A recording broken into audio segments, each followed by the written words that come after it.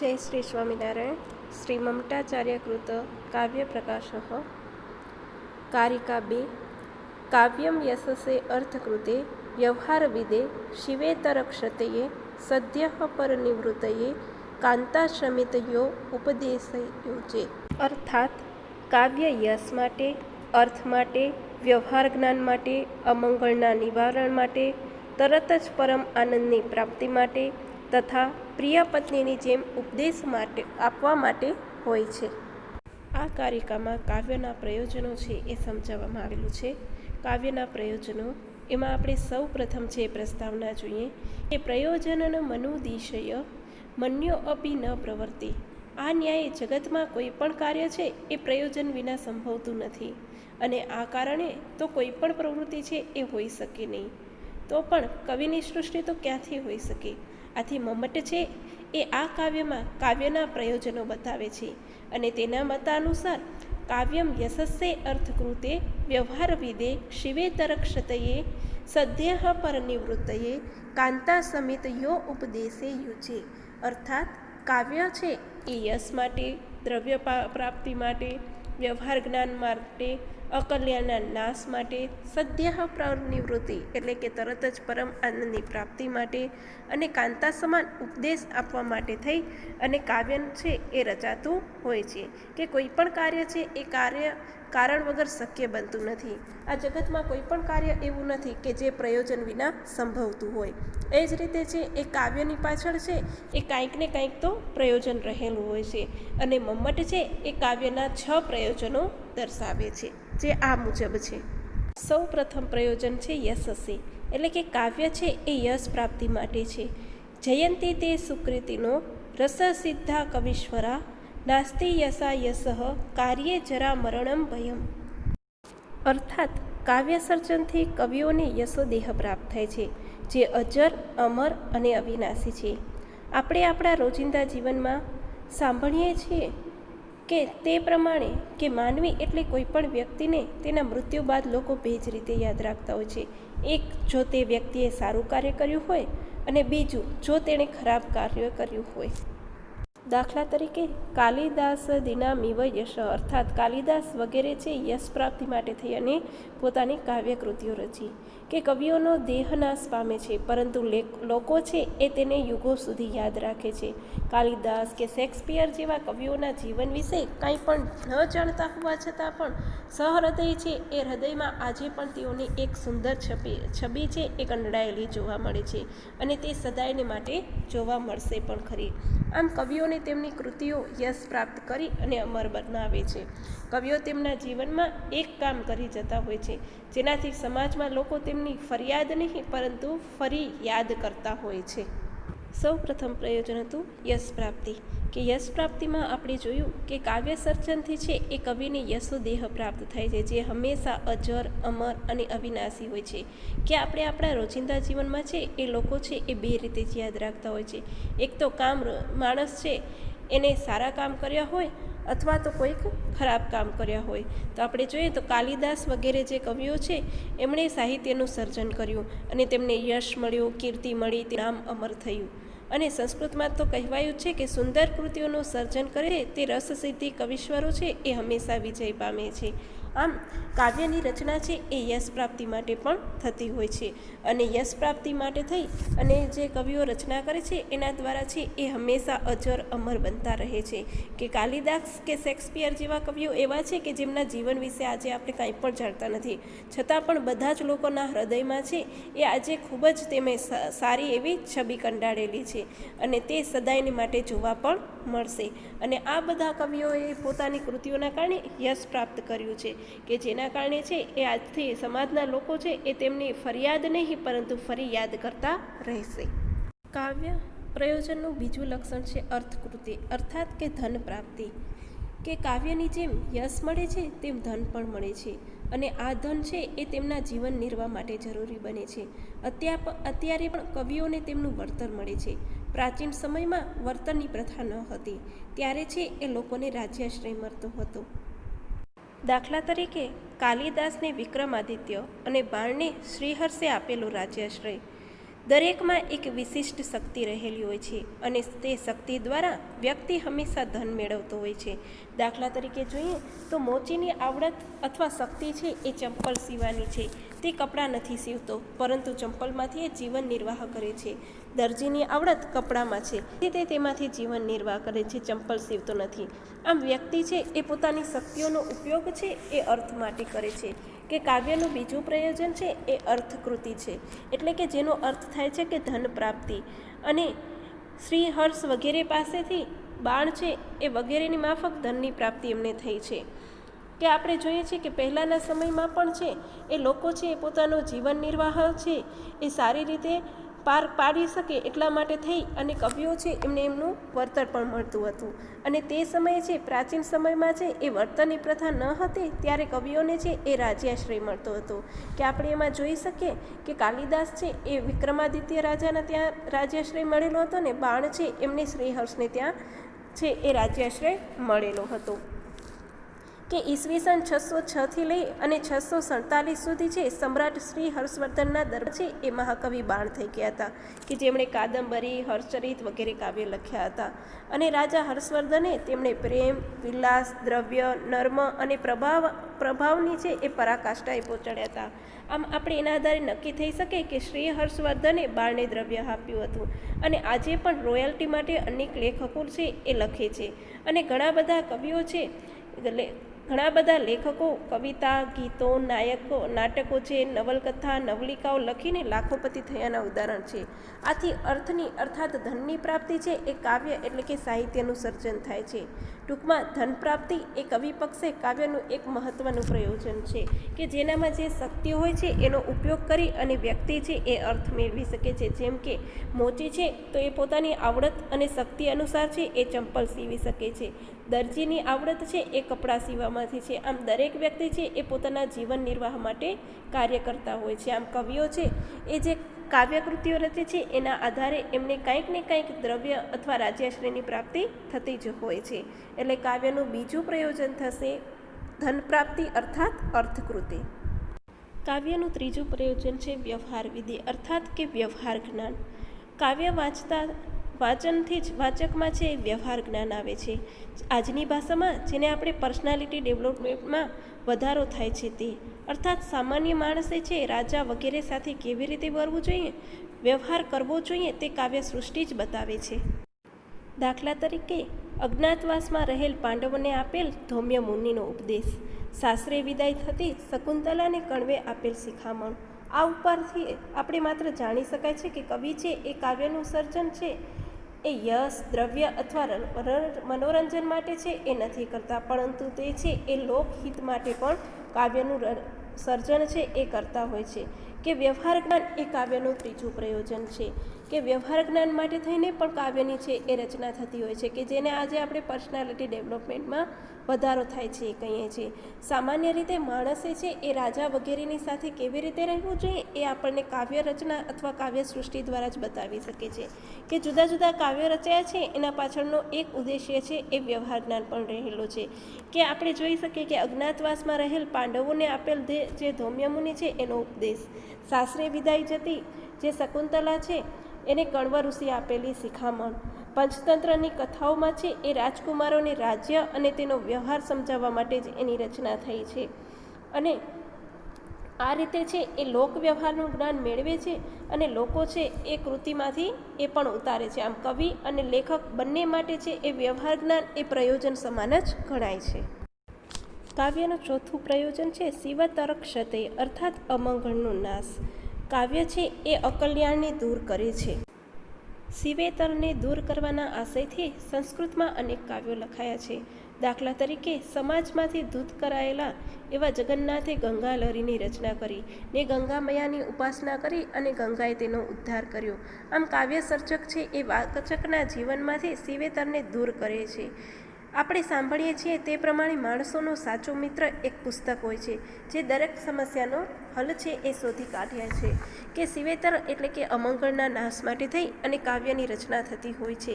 કે અમંગળને દૂર કરવા માટે થઈ અને સંસ્કૃતમાં છે અનેક કાવ્યો રચાયેલા છે. જેમ કે જગન્નાથ છે એને લવંગી સાથે લગ્ન કરેલા હતા, તેથી એને બ્રાહ્મણ સમાજમાંથી બહાર કાઢી નાખવામાં આવ્યું હતું. તેથી જગન્નાથ છે એ ગંગાલહરીની રચના કરે છે અને ગંગા મૈયા છે એનો ઉદ્ધાર કરે છે. એવી રીતે એક સમયે છે એ મયુર છે એ કવિ બાણ પાસે જાય છે. તે સમયે બાણ અને એની પત્ની છે એ વાતચીત કરી રહ્યા હોય છે. બાણ છે એ પોતાની પત્નીને કહે છે કે મેં 3 ચરણ તો રચી નાખ્યા છે, પરંતુ 4થું ચરણ છે એ મને રચવા માટે છે એ સૂચતું નથી. ત્યારે મયુર છે કે જેનો સાળો છે એ પાછળથી પતિ પત્નીની બંનેની વાત સાંભળે છે. એટલા માટે થઈ અને તે સમયે છે મયુર છે એ 4થી છે પંક્તિ છે એની રચના કરે છે. આ કારણે છે એ બાળની પત્ની છે એ ગુસ્સે ભરાય છે અને મયુરને છે એ કોઢ થઈ જવાનો શ્રાપ આપી દે છે. એટલા માટે થઈ અને પોતાના એ શ્રાપના નિવારણ માટે થઈ અને મયુર છે એ સૂર્ય શતકની રચના કરે છે. આ શ્રાપ છે એ મયુરની પત્ની અને બાણ એને આપેલો હતો. આમ મયુરે છે એ પોતાના કોઢના નિવારણ માટે થઈ અને સૂર્ય શતકની રચના કરી. એવી જ રીતે છે કે કાલિદાસે છે એ કુમાર સંભવની અંદર છે 8મા સર્ગમાં એવા જગતના માતા પિતા શિવ અને પાર્વતી છે એનું શૃંગાર વર્ણન કર્યું. તેથી તેને કોઢ થાય છે.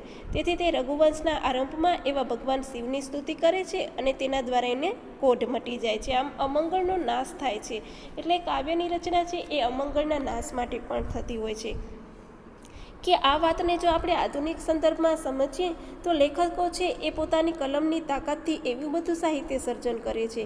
પરિણામે સમાજનું કોઈક દૂષણ છે એ દૂર થાય છે. જેમ કે ભારત પરતંત્ર હતું, પરંતુ મહાત્મા ગાંધીના લેખોથી છે એ સ્વાતંત્ર્યની ચળવળને વેગ મળે છે અને ભારત સ્વતંત્ર થાય છે. અંકલ ટોમ્સ કેબિન નામની નવલકથાને કારણે ગુલામોની સ્થિતિ સુધરી. વોલ્ટર અને રૂસો જેવા લેખકોએ છે એ ફ્રાન્સમાં ક્રાંતિ સર્જી હતી. આમ સામાજિક દૂષણોને અમંગળને દૂર કરવામાં સાહિત્ય છે એ મદદ કરે છે. આથી અમંગળનો નાશ એ સાહિત્ય સર્જનનું એક પ્રયોજન છે. 5મું પ્રયોજન છે સદ્ય પરિનિવૃત્તયો. કાવ્ય લખાય છે અને વંચાય છે શા માટે? કાવ્યગત આનંદ મેળવવા માટે. કાવ્ય સર્જનથી કાવ્યગત આનંદ મળે છે અને કવિને એ સર્જનનો લહાવો મળે છે, આનંદ મળે છે અને વાચકને રસાસ્વાદનો.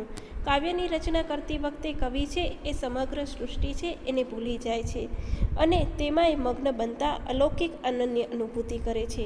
જ્યારે કાવ્ય વાંચતા સાથે સહૃદય છે એ વાચક સદ્ય પરિનિવૃત્તિ છે એનો અનુભવ કરે છે. આનંદ અર્થાત સાહિત્ય કે કાવ્ય વાંચતાની સાથે એકદમ અચાનક ઉત્તમ આનંદ મળે છે.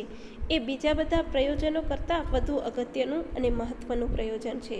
સદ્ય એટલે કે વાંચતાની સાથે જ રસના આસ્વાદથી ઉત્પન્ન થયેલ અને બીજા કોઈ પણ જ્ઞાનને ગારી નાખનાર, અન્ય કોઈ પણ અનુભવ દૂર કરી દેનાર કવિતા વાંચે અને માણસ છે એ બધું જ ભૂલી જાય. તેમાં એટલું બધું મગ્ન થઈ જાય કે એ આનંદમાં સાગરમાં એવો ડૂબી જાય કે એને બીજું કાંઈ જ સૂચે નહીં. આ જ ઉત્તમ પ્રયોજન છે. હેમચંદ્રાચાર્યે કાવ્યના પ્રયોજનોની ચર્ચા કરતી વખતે આનંદને પ્રથમ સ્થાન આપ્યું છે અને તેને બધા જ પ્રયોજનોમાં શ્રેષ્ઠ કહેલ છે. તુલસીદાસે રામાયણની રચનાનું પ્રયોજન છે એ વર્ણવતા કહ્યું છે કે સ્વાંતઃ સુખાય. તેઓ રઘુનાથની ગાથા રચી રહ્યા છે. આમ કવિ છે એ પોતાના આનંદ માટે સર્જે છે અને વાચક છે એ તેની સાથે તાદાત્મ્ય અનુભવે છે અને સર્વોત્તમ આનંદ એ માણે છે. આમ આનંદ, ઉત્તમ આનંદ એ સર્વ પ્રયોજનોમાં ઉત્તમ છે. વિશ્વનાથે છે એ કાવ્યના આનંદને બ્રહ્માનંદ સહોદર આનંદ કહ્યો છે. આમ સૌથી ઉત્તમ છે એ આ કાવ્યનું પ્રયોજન છે. કાંતા સમિત યો ઉપદેશ યુજે, અર્થાત કાંતા સમાન ઉપદેશ. કાવ્યમાંથી ઉપદેશ મળે છે. મમ્મટ વૃત્તિમાં ઉપદેશ આપવાની 3 પદ્ધતિઓ બતાવે છે: રસ પ્રધાન, અર્થ પ્રધાન અને શબ્દ પ્રધાન. એમાં સૌ પ્રથમ છે એ શબ્દ પ્રધાન. અહીં માત્ર શબ્દ જ મહત્ત્વનો હોય છે. જેમ કે વેદ વગેરે શાસ્ત્ર ગ્રંથમાં શબ્દનું જ પ્રભુત્વ હોય છે. જેમ કે વેદમાં ઉપદેશ આપવા મળે છે કે સત્યમ વદ એમ વેદમાં કહ્યું છે, એટલે કે સાચું બોલવાનું છે. અહીં શબ્દોમાં કહ્યું છે તે સ્વીકારવાનું છે. જેમ રાજાના કાયદામાં લખ્યું છે તે શબ્દસહ સાચું. એ અર્થ પ્રધાન. અહીં માત્ર અર્થનું જ પ્રાધાન્ય હોય છે. અર્થાત પુરાણની કથા કે ઇતિહાસમાં વેદની માફક કેવળ શબ્દનું પ્રાધાન્ય નથી. તેમાં શબ્દોને બદલે ને પણ અર્થનું ગૌરવ જાળવીને ઉપદેશ આપી શકાય. રામાયણ કે શ્રીમદ ભાગવતની કથા કહેતી વખતે મૂળ શબ્દોનો જ પ્રયોગ કરવો જરૂરી નથી. માત્ર તેનો અર્થ સંચવાય એ જરૂરી છે. અહીંયા કાંતા સમિત ઉપદેશનું બીજું હતું કે માત્ર અર્થ પ્રધાન એટલે કે અર્થનું છે એ ખૂબ જ મહત્ત્વ છે કે કોઈ પણ કાવ્ય છે એ આપણે જ્યારે સાંભળતા હોય છે તેમાંથી અર્થ છે એ નિષ્પન્ન થતું હોવું જોઈએ. રામાયણ કે મહાભારતની કથા કહેતી વખતે મૂળ શબ્દોનો જ પ્રયોગ કરવો જરૂરી નથી, માત્ર તેનો અર્થ સંચવાય એ જરૂરી છે. 3. રસ પ્રદાન. અહીં ઉપદેશ ગુરુ કે મિત્રની માફક માત્ર શબ્દને કે હિતને અનુલક્ષીને મળતો નથી. એ ઉપદેશ છે એ નિહસાર નિરસ હોય છે. કાંતા સમાન ઉપદેશ કે જેમાં રસનું મહત્ત્વ હોય છે. શબ્દ કે અર્થ છે એનું મહત્ત્વ નહીં, પણ જીવનમાં રસ ઉત્પન્ન કરીને પત્ની ઉપદેશ આપે ત્યાં શબ્દ કે અર્થનું મહત્ત્વ ન હોય. આવું કાવ્ય છે જે રસને પેદા કરે છે. શબ્દોમાં સ્પષ્ટ ન કહ્યું હોય છતાં પણ રામાયણ વાંચીને વાચક સમજી જાય છે કે મારે છે એ રામની જેમ વર્તવું જોઈએ, રાવણની જેમ નહીં. રામાદિ વર્તિતવ્ય ન રાવણાદિ. ટૂંકમાં કાવ્ય છે એ પ્રિય પત્નીની જેમ રસ પેદા કરે છે અને સીધો નહીં પરંતુ આડકતરો ઉપદેશ આપે છે. આ કાવ્યનું છેલ્લું પણ મહત્ત્વનું પ્રયોજન છે એમ કહી શકાય. ઉપસંહાર. આમ કાવ્યના જે 6 પ્રયોજનો રહેલા છે તેમના કેટલાક કવિ પક્ષે, કેટલાક વાચક પક્ષે અને કેટલાક ઉભય પક્ષે લાગુ પડે છે. જેમ કે યશ પ્રાપ્તિ અને અર્થ પ્રાપ્તિ કવિને થાય છે, વ્યવહારિક જ્ઞાન અને ઉપદેશ વાચકને મળે છે, જ્યારે શિવેતર ક્ષતિ અને સદ્યઃ પર નિવૃત્તિ કવિ અને વાચક છે એ બંનેને થાય છે. આમ આપણે અહીં કાવ્યના 6 પ્રયોજનો જોયા, જેમાં સૌ પ્રથમ હતું કે યશ પ્રાપ્તિ. કે યશ પ્રાપ્તિ છે એ કવિને યશો દેહની પ્રાપ્તિ કરાવે છે કે જેના કારણે એ અજર, અમર અને અવિનાશી રહે છે. કે દાખલા તરીકે આપણે જોયું હતું કે કાલિદાસ વગેરે છે એમણે છે એ યશ પ્રાપ્તિની રચના કરી છે. કે કવિઓનો છે એ દેહ નાશ પામે છે પરંતુ લોકો છે એ તેને યુગો સુધી યાદ રાખે છે. કે કાલિદાસ અને શેક્સપિયર જેવા કવિઓ છે કે જેમના જીવન વિશે છે એ આપણે કંઈ પણ જાણતા નથી, છતાં પણ છે એ આપણા હૃદયમાં આજે પણ તેઓની સુંદર છબી છે એ જોવા જ મળે છે. કાવ્યનું બીજું લક્ષણ હતું અર્થ પ્રાપ્તિ. કે કાવ્ય જેમ યશ મેળવવા માટે રચાય છે તેમ ધન મેળવવા માટે પણ એની રચના થતી હોય છે, કારણ કે આ ધન છે એ જીવન નિર્વાહ માટે પણ જરૂરી છે.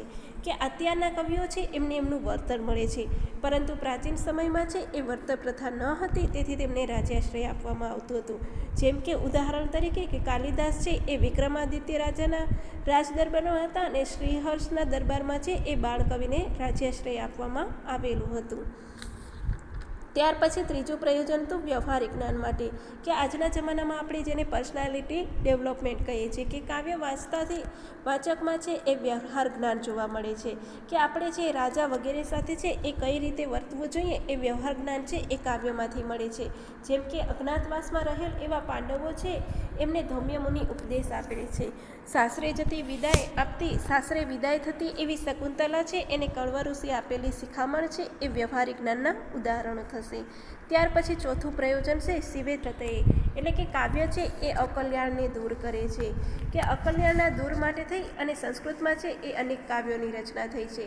જેમ કે જગન્નાથે છે એ ગંગહરી કૃતિની રચના કરી છે, કારણ કે જગન્નાથને તે સમયે છે એ પોતાના બ્રાહ્મણ સમાજમાંથી બહિષ્કૃત કરી નાખવામાં આવ્યું હતું.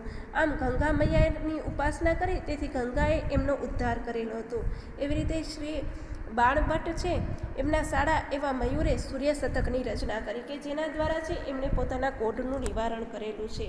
ત્યાર પછી પાંચમું પ્રયોજન હતું કે સદ્યઃ પર નિવૃત્તિ, એટલે કે આનંદને માટે. કાવ્યગત આનંદ મેળવવા માટે થઈને પણ કાવ્યની રચના થતી હોય છે. કે કવિ જ્યારે કાવ્યની રચના કરતો હોય છે ત્યારે તે સમગ્ર જે સૃષ્ટિ છે એને ભૂલી જાય છે, અને જે વાચક હોય છે એ પણ એ વાંચતાની સાથે એને રસાનુભૂતિ થાય એના માટે પણ કાવ્યની રચના થતી હોય છે. છઠ્ઠું પ્રયોજન હતું કે કાંતા સમિત ઉપદેશ. કે પ્રિય પત્નીની જેમ ઉપદેશ આપવા માટે છે એ કાવ્યની રચના થતી હોય છે. અને મમ્મટે એમાં 3 પદ્ધતિઓ બતાવી છે, એક રસ પ્રદાન, 2 અર્થ પ્રદાન અને ત્રીજું શબ્દ પ્રદાન.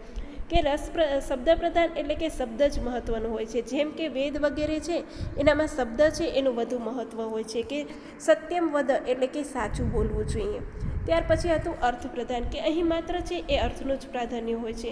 કે પુરાણની કથા કે ઇતિહાસમાં છે એ વેદની માફક કેવળ શબ્દનું પ્રાધાન્ય નથી, તેમાં શબ્દોને બદલે અર્થનું પણ ગૌરવ જાળવી અને ઉપદેશ આપવામાં આવે છે. કે રામાયણ છે, શ્રીમદ ભાગવતની કથા કહેતી વખતે છે એ મૂળ શબ્દનો તો પ્રયોગ હોય જ છે, પરંતુ માત્ર શબ્દ નહીં પરંતુ એનામાં છે એ અર્થ સંચવાયેલો છે. ત્રીજું હતું કે રસ પ્રદાન, કે ગુરુ કે મિત્રની માફક માત્ર શબ્દને કે હિતને જ અનુલક્ષીને મળતો નથી. અહીંયા રસ છે એ નિરસ હોય છે, હંમેશા નિહસાર વહેતો રહે છે.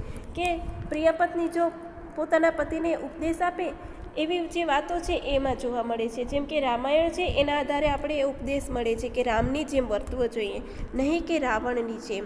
આમ આ બધા જ પ્રકારના જે 6 છે એ કાવ્યના પ્રયોજનો છે કે જે આપણે ઉપર મુજબ